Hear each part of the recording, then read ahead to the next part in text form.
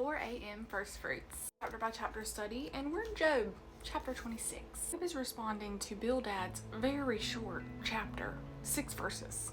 His final response. Job replies with some biting sarcasm. How you have helped the powerless and delivered the arm that is weak. How you have counseled the unwise and abundantly provided insight.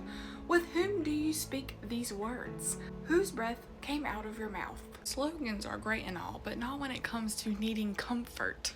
Bildad speaks truth, but there's no comfort, no empathy to his tone whatsoever. And Job is matching that at the beginning. The departed spirits tremble beneath the waters, and all that inhabit them. Sheol is before God, and Abaddon has no covering. Abaddon is destruction, place of ruin, a state of perishing. That's what that word means. He stretches out the northern skies over empty space. He hangs the earth on nothing.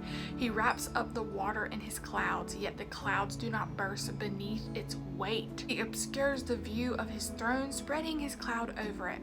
He laid out the horizon on the surface of the waters, at the boundary between light and darkness. There's a lot of themes here of power and mystery, things that they couldn't really explain back then. I mean, the northern skies, clouds. 9, it says he obscures the view of his throne. He is mysterious. We can't understand all things about God. Verse 10, he laid out the horizon on the surface of the waters.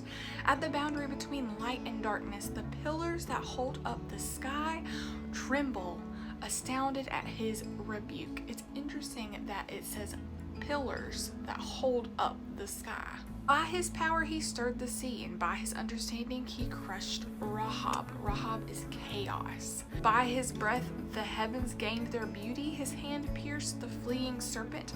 These are but the fringes of his ways. How faint is the word we hear of him? Who can understand his mighty thunder? There's a few more definitions of Rahab. It also could be a sea serpent. Throughout scripture, thunder often accompanies divine speech. In Psalms 29, it describes God's voice like thunder, and what we perceive of God is only the edge of it. When we hear thunder, when we hear it, we even feel it. It's so powerful, but it's so mysterious. We can't truly explain it. You can't predict it, and you definitely can't argue with it. It is so loud, and our voices are so quiet compared to it. What Bildad says in his final speech seems like he is speaking of God, but Job's response seems like he is speaking of God while he is with God. It just seems like a deeper understanding. And Job admits to him being so mysterious. He can't explain what all God does. This is soaring worship here. Even in his current situation, which is soaring suffering. Thank you for watching this 4 a.m. and I'll see you in the next 4 a.m. when we cover Job chapter 27.